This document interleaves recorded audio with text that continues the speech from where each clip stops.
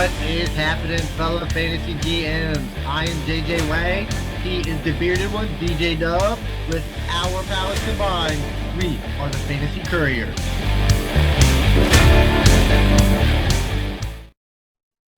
Well, JJ Wang, 2 weeks in the book. I am celebrating in my Dolphins polo after being devastated and then utterly excited. Wowie, zowie, wowie. Isn't that what Bray Wyatt used to say? Zowie, Yeah. wowie. Yeah. Holy camole. What a game. I'm still running on high from that. But before we get started, we are the Fantasy Couriers. Hit us up wherever you are. You got us on the podcast. If you're looking at us on YouTube, we sacrifice our time for you. My kids have an event tonight. JJ Wang's kid has an event tonight, and we're all over the place. And I am doing mine from work, and work blocks me adding my DJ Dub background. So I'm in the forest tonight. We'll see what changes week to week. But it looks like JJ Wang, our prayers and thoughts have brought your computer back to life. Yeah, for the time being, we'll see how long that lasts. I mean, this thing is very, very moody, man. It doesn't want to work. It ain't working, no matter what you do. Yeah, they're fickle as they got it. But I mean, it is pretty old. So I mean, I've had it for quite a while. I mean, it's served its purpose. I'm not gonna say I've taken the best care of it. None of us ever can. So yeah, so we're jumping right into it. I put a post on Facebook last week, and it got the biggest tread we've had on posts. I think I got like 68, 70, a ton of comments like, who was your stinker of the week last week? So basically I did it again. I'm like, hey, I want to mention some on here while we got some time. I said, who let you down? Who is fantasy dead to you? And then I said I would mention a couple of them here in the podcast as we're going. So there's a dude whose name is literally Chris Mortensen. So I gotta say, like, that's his. It must be his real name, unless he stole it from Facebook. Apparently, Russell Wilson in the Miami defense. So I think if you play anyone against the Baltimore Ravens, aren't they going to let you down? Guess I don't know. I mean, there's another one for you. Justin said Austin Eckler. Shocker. I know. Did he really let you down? He let you down? Eckler let you down like that? There's a lot of people down on Eckler this week, man. A lot of Eckler downs because you're expecting top 3 production. You're getting what he finished? 18, 19, 20, somewhere in there. A lot of people were down on Jonathan Taylor after this week too. Oh, but it's only been 1 week. 2 weeks. 1 week a fool makes me. 2 weeks. Here's one. John took it to heart. Russell, let's ride Wilson. Hoping for a Brady-type comeback, but man, the Broncos look bad. That's what I was going to say. My Super Bowl picks do not look strong. Even though the Tampa Bay Brady's are 2-0, they do not look good. But I'm sure we'll hit that later on. This one guy, the injury bug got him. Kamara, Judy, Connor, and Schultz. That was Jaden. Mark from high school said, most of my team. Yeah. One guy, Naramson said, did Mooney retire? Zach, I got this one for you. This is what I want you to hear. This is Zach's starting lineup. Russell Wilson, Jonathan Taylor, Najee Harris, Jamar Chase, Devontae Adams, Kyle Pitts, Paris Campbell, and some defensive guys. Did he score 12 points? He scored 61 points. He got 8 from Parsons. That's where that was one of his highest scorers on the team. I was like, ouch. One guy, I let myself down. Brian said, I let myself down. Tried to be cute and play Taysom Hill over Higbee. I sympathized. I did that over Dawson Knox because Taysom, I was like, going to get the run with nobody in there. Mo said Pitts for the second week in a row. And finally, I was like, it's time to give in and play Cordero Patterson. Dude is productive, and he did nothing for me. And I wrote back, last week I apologized to him. He owes me an apology. Yeah. He owes me an apology is all I have to say. I'm sure you'll get that too. Oh, yeah. Weekend review. What happened? What do we think? What does it mean? Hey, JJ Wang, take us in. All right, so I didn't get to watch really any football yesterday. I was out refereeing. That's my side gig. I do a lot of soccer. So I was out in the heat. It was pretty hot yesterday. I'm not gonna lie. So I didn't get to watch any football. So what my plans are here is I've got the numbers, and I'm just going to try to let you translate them to me and how they really looked on TV. Are these guys legit? Are they bad? What was going on? So just get it out of the way quick. We'll let you talk about your Dolphins. Obviously, just from what I gathered, 3 quarters wasn't good. 1 quarter was. So do you take it from there? I was watching the first play of the game, and Duvernay took it to the house. First 20 seconds of the game, boom, back. I was like, this is gonna be a long day. And the Dolphins looked flat the first half. Two pickles from Tua, and then by the end of the game, Tua is the second coming of Peyton Manning to everybody. If you look it up, like he is like the king of the world right now, and I'm going to enjoy it while I got it, because it's not going to happen next week because they're playing the Bills. But I do I don't have to think it's say, going to happen any week unless they're down by 21 points. he is. If you look at Tua, he threw for 275 the first week and 470 something this week. I don't have all the stats exactly are in front of me, but I'm giving him credit. He threw for 469 this week, 6 touchdowns and 2 interceptions. Oh yeah, don't get me wrong. I give him credit for throwing for 469. I mean, it's the NFL. That doesn't come around. I'm definitely not hating. That's not the case at all. So what happens? So if he's so great, are you starting him next week against Buffalo? In all my leagues where I have him, he's my 2 quarterback guy. I'm starting him. It depends upon All right. your So how about this? How about this? You drafted Joe Burrow high. You got Tua sitting on your bench. Are you going to start Tua over Burrow? Because Burrow has struggled mightily as well too this season. Next week, it's probably Burrow because he's playing the New York Cleveland Brown beating Jets. So that would be the only reason I would play Burrow next week over Tua is matchup based, because those two to me probably the rest of the season would be comparable. And I would play Tua because I'm a believer if it's comparable and close, you play the guy you want to root for and you want to watch. But in that game, I just think the Bills are so good. Like I work with a bunch of people who are Bills fans, like tons, way too many for Virginia. And I was like, they're like, how do you think it's gonna be? I said, we're gonna play okay, but they're a really, really, really good team. Yeah. But what I did draw from the game is Mike McDaniels did not bring the San Francisco offense to Miami. Chase Edmonds had 5 rushes. Raheem Mostert had 11 for 51. So this is not the rushing system. I mean, we also were down on linemen, but I mean, Tyreek and Waddle. It could be the rushing system. Maybe the running backs just aren't any good. So I mean, sure. If Tua's so look, I'll give it to you like this. If Tua's going to drop back and throw the ball 50 to 60 times a game, sure, fire Tua up every week, absolutely. Even against Buffalo, if he's going to drop back and throw the ball 50 times, sure, start him because if he's got to throw that many, they're probably behind, and it's a lot of garbage time. So if you're confident in Tua throwing the ball 50 times, then yes, Tua is that quarterback. But that's kind of hard to tie your game to. And as long as Waddle goes and Tyreek, they blew up, but like you said, it's the same as Tua in the fourth quarter, all those big numbers, which is what we play in fantasy. I mean, we'll take it. We'll take it every day. And it was I'm still glowing in the excitement and joy of it, especially since we're close to Baltimore too and have Ravens friends.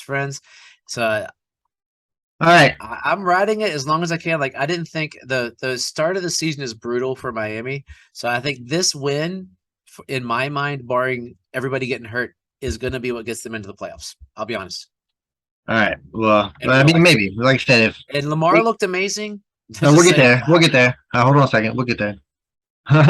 So we'll stick with since you've already started Lamar, we'll stick with the same game on the other side. Lamar did Lamar things. He had that game that we wanted out of Lamar, the 100 yards. Duvernay wasn't good. I'm not guessing. Andrew was really good. So can you put your trust in Bateman at this point? 2 weeks, he looked good, and yeah, I think Bateman we knew was going to be the one, but Duvernay made us think maybe it's going to be 2 twos. I mean, we know the number 1 receiver on this team is Mark Andrews, 9 receptions, 104. Bateman's getting the longer. I mean, he got 27 yards of pass. So I would put trust in Bateman. He's not my wide receiver 1, but easily a wide receiver 2 with what he's getting. I haven't hashed out my rankings. I got him started, but I'm sure he's going to move up in my rankings based upon just he looked strong, he looked confident, and that was more. And if they're going to pass, I mean, they had to pass in this game, and we're going to know more in a few weeks how this system goes when Dobbins is back too. So for now, yes, But what's going to happen when Dobbins gets back and Lamar doesn't have to run 119 yards? Lamar doesn't have to pass for, he 318 yards. I mean, that's not Lamar numbers. I mean, he did only complete 21 passes, so that's pretty stout. I mean, yeah, I mean, I feel like that's what Lamar does. 21 for whatever, 225 yards usually. It's the 100 yards rushing. That's what you want from Lamar. If he's doing that, that's where he's at. Let's stick with the quarterback here. Stay with the Commanders. So we got Wentz is playing still really well. He's a top 10 quarterback at the moment. But my question is at wide. Well, and then Antonio Gibson, of course, doing Antonio Gibson things. Just really can't trust that guy at the moment. But my question is at wide receiver is like Samuel and Dotson, like the 1 and 2, and then McLaurin pulling in as the number 3 here, or what's going on there? Samuel is kind of their Debo. It's a Samuel name, Curtis Debo. He's the Debo of that team. Like he's not your stereotypical receiver per se. He's sort of their gadget guy. And I mean, 7 for 78. I had a guy come back on our Facebook page and thank me for telling him to start Samuel on Sunday. And as I traded away Samuel in our one league to outsmart myself because nobody else bid on Malik Willis, that kills me. But anyway, let's be honest. Malik Willis should have never been on the waiver wire. No, he shouldn't have, but I was watching the waiver wire. So we had a league where a guy dropped Malik Willis, and I'm like, hey, I'm going to put a bid in, but JJ Wang has $2 more than me, so I'm going to get some more dollars. And the only thing I had was Curtis Samuel, so I went there, and then nobody else bid on him, which just kicked me in the butt. But anyway, I have a future quarterback, hopefully. But I still think McLaurin and Dotson had the same amount of receptions. I have up NFL, so I don't know their target share. Do you have targets? How many targets they got? I'm not really sure. I have no idea. So, but they both had the same amount of receptions with McLaurin's game. So, I mean, right now it's a wait and see. But I will tell you, I want to brag for a moment that I do have a team where I have Lamar Jackson, Tua Tagovailoa, and Carson Wentz on my team. So I am I'm pretty excited right now. I'm sure. I mean, anytime you can get 3 good quarterbacks, you try to trade one away. You don't need them, right? So if it's super flex. Well, that's true. So we'll switch over here to running back. Is Nick Chubb like the RB1 right now? I mean, what's this guy doing over there? Nick Chubb's killing it. But let's see what happens after the first month of the season for the Browns when they're not playing a cupcake schedule. So, like, Nick Chubb looks great. I mean, the argument always is Nick Chubb is the best running back, pure running back in the NFL right now. But we've always not liked him for fantasy because Nick Chubb will run 20 times for 100 yards. That's great in the NFL. For us, that's 5 points. Or 10 points rather, whatever. But it's nothing that's going to get you. And he wouldn't. And usually he'd get a touchdown here. That he wasn't. But now he's getting touchdowns. He's getting yards. But he's playing the Jets. He's playing who's the first week? I'm brain farting right now. I'm pulling it up. He's playing the Panthers. 2 not great teams. He's got the Steelers this week. Not spectacular.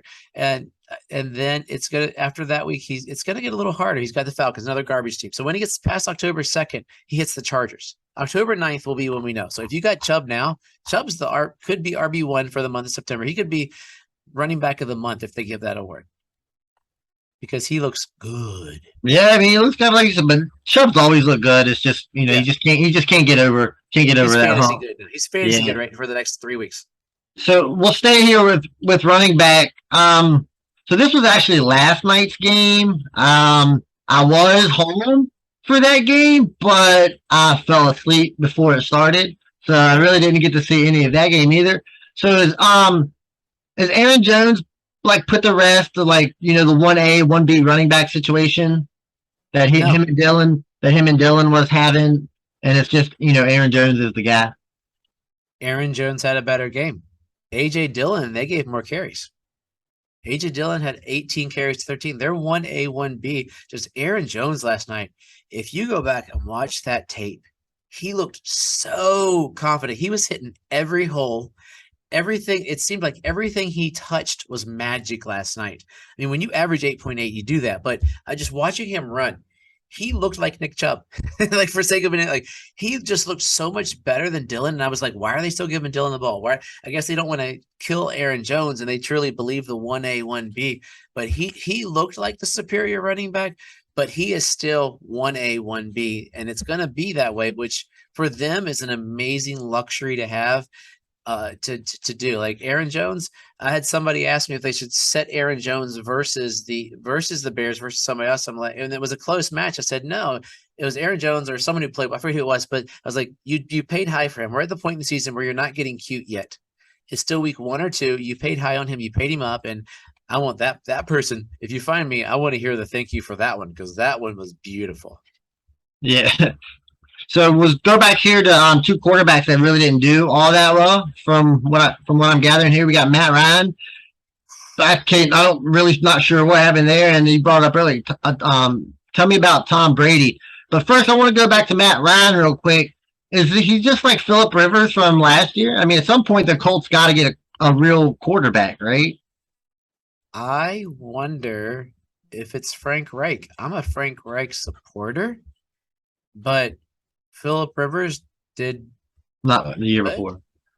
Wentz did good, and Rivers is a great quarterback. Wentz apparently is a really good quarterback. It looks like. Is it Frank Reich here that we're looking at? I mean, I hinted at. I don't know if I said it specifically. I go back and look at the video on our Facebook Live on Sunday that I did. I was sort of calling that the Jags could win this game because I mean, also Matt Ryan was throwing to you and me. Aaron Doolin was his number 1 receiver with 5 receptions. Then Naheem Hines, who I knew would have the rest of them, but he was throwing to a bunch of nobodies. His best receivers are out. They gave Jonathan Taylor the ball 9 times. Let me say that again, 9 times. Like the way Matt Ryan is going to be good is they're going to put 13 people in the box and -1 guarding the receivers. So -2, but they were terrible. Like the whole team, it was, and I don't know if it was that the Jags were that good because the Jags, they're not statistically beautiful either. If you look at the game, I mean, other than Christian Kirk, who's balling out, but I don't know what's wrong. And all I can attest it to after seeing this 3 years in a row is Frank Reich. Yeah. So, go ahead, real quick, Tom Brady, real quick. I cannot put my finger on it. Every time I watch him play, I'm like, poor JJ Wang. There's not going to be 800. Yeah, he's definitely not getting those 800 passes. He got 34 attempts. He looks flat. There's something missing, and it could be that he really wants Chris Godwin. I mean, he was down to Mike Evans. So does he miss Gronk that much? I can't figure it. If you watch him play, he's really mad right now, but he looks so flat, and they're just not that usual Brady confidence that we're talking about in the game. It was odd. It was something I've never seen in Tom Brady, but it just there's a feeling about it that doesn't look right about him, and I don't know if he's having that buyer's remorse for coming back or what it is. All right, so you mentioned Christian Kirk. Is Christian Kirk like the top 12 wide receiver here? Is he making him worth $18 million now? It looks like kind of a deal right now, right? Everybody's laughing about it now. It's kind of a good deal. It's a great deal. Christian Kirk, I wish I had my rankings done. He'll probably be. I'd probably throw him in about 14, 15 next week. I mean, 1 week, okay, whatever. 2 weeks, 1 week, a Sammy Watkins makes. 2 weeks, an Amon-Ra might make. That's. I mean, he is looking pretty stinking stout. And next week, we'll find out. It's the Chargers. Yeah, we'll see. All right, sticking with wide receiver, Garrett Wilson and Drake London. Who finishes with the better fantasy season here? Ooh, because you do realize Zach Wilson's coming back. He's a wide receiver killer. So that makes it Drake Wilson. Drake London. I mean Drake Wilson. That way I get them both right. Yeah, get them both in there. I mean, I am a Drake London guy, so I'm gonna go. I mean, they both had great weeks, but Drake has been good 2 weeks in a row. So once again, you knew it hasn't been. Watkins makes. You knew it hasn't been good.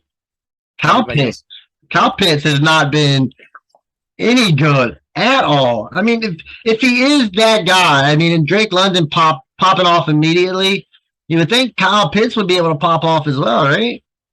You would think, and it could be. I mean, is it Mariota?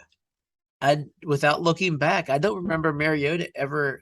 Wait, he had But I mean, but Kyle Pitts ain't a tight end. Let's be real. But that's where he's not he's not your typical tight end. He's out there running wide. He's out there running wide receiver routes. I would guess. And I think he would, if he was getting open, I think the team would make sure that Kyle Pitts is like a top target, right? I don't know. I mean, he got 2 for 19. That's weird. I mean, Olamide Zaccheaus is a better receiver. I mean, let's be honest. Kadero Hodge is a better receiver than Kyle Pitts right now. 2 for 57. That's crazy. No, he's not crazy. Like you said, Kyle Pitts is a tight end. He's not a receiver. So I mean, but it's just weird that he's not getting the target share that I thought. So I'm gonna go to a really bad wide receiver in a really, really bad really bad position. That's DK Metcalf. Like, you can't do anything with him at this point, right? Well, that's a question I'll ask you. Like, DK's in a terrible situation. I thought he would be better this year. I was offered I traded for Drake London this week in one of my leagues where I'm doing sort of a rebuild because I drafted terribly, and I was offered DK for Drake London. And basically, value-wise on all the calculators and whatnot, they're about the same, but it comes down to youth versus Geno. I mean, in the future, could he come back? Yeah. For redraft, if you're in redraft right now, you are worried.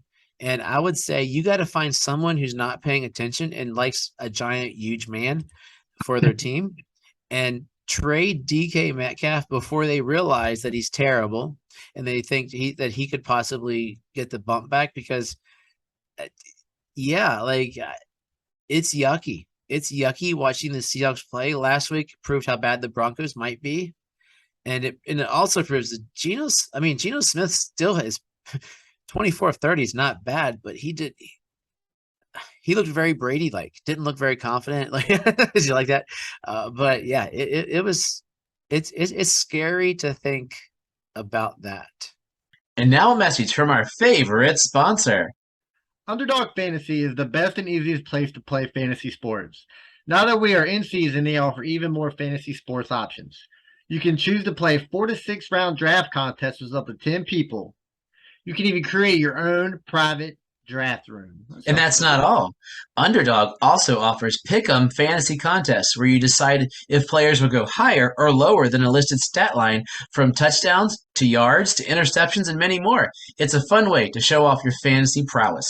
Sign up now with the code Couriers and they'll double your first deposit up to $100 in bonus cash. So, in case you missed that, when you make your first deposit of $10 or more, deposit $100, get $100 FREE.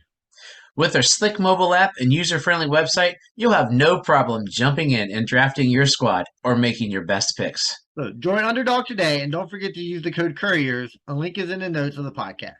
Now, back to the podcast. Oh, JJ Wang, what a week 2. What confidence we have in some guys and how some guys have fallen. What do you got next for us? All right, so this one's funny, right?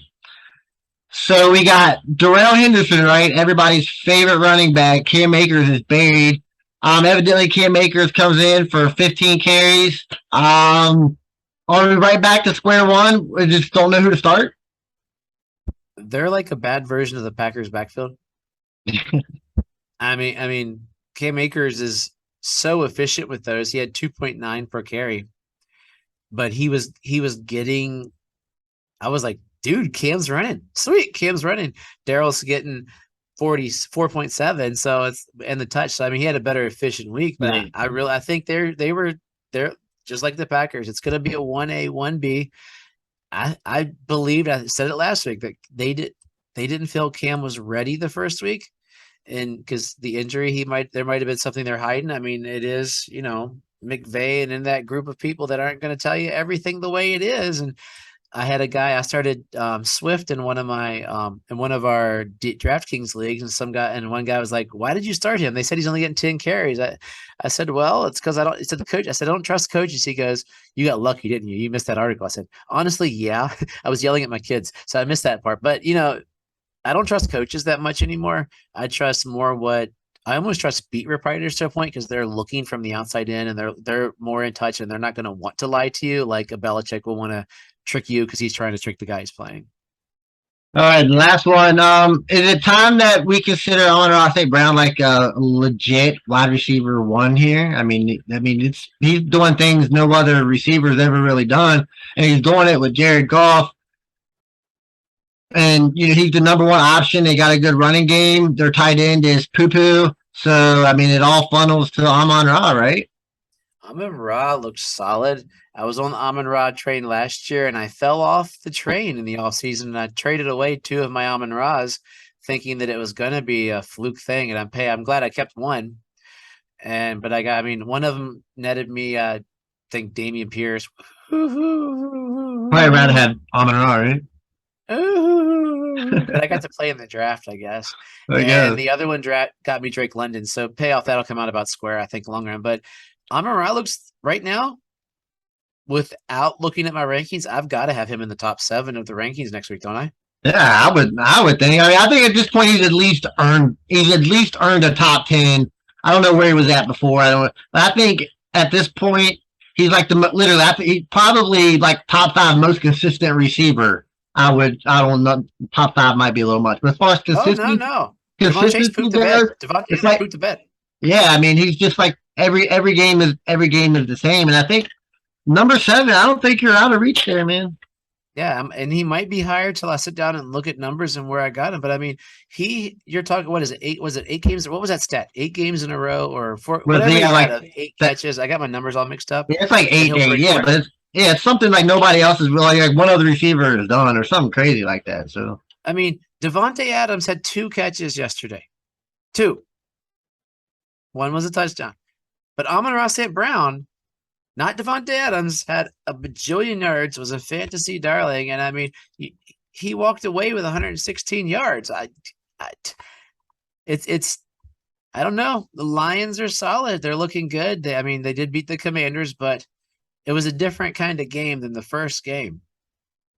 How about question for you from the outside? If you ever want to look up the Cardinals and the Raiders, we thought for sure that was going to be a Raiders runaway game, but it ended up being a Raiders giveaway game with the standard stat of, did you know that Derek Carr has never thrown 3 touchdowns in a game?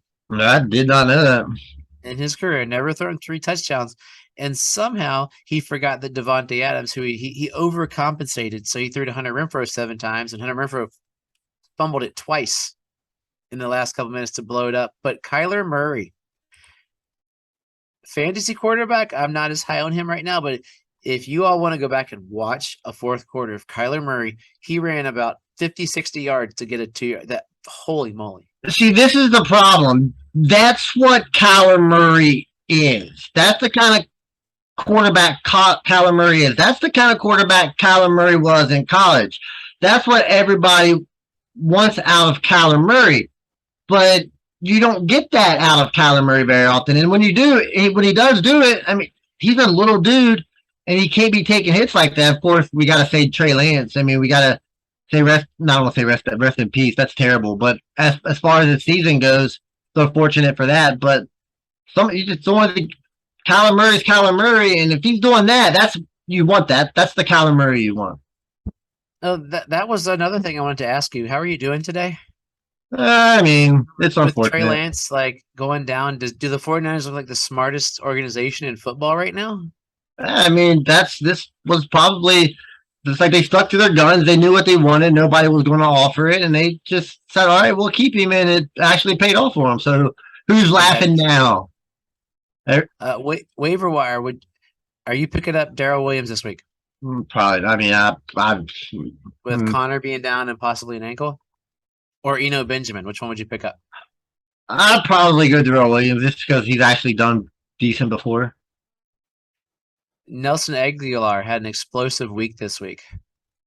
110 yards and a score. You snagging him? Probably not. I don't really want any receiver in that offense. You could pick him up, but I wouldn't start him immediately because you're going to start him and he's not going to do that again. What about the Dorsch?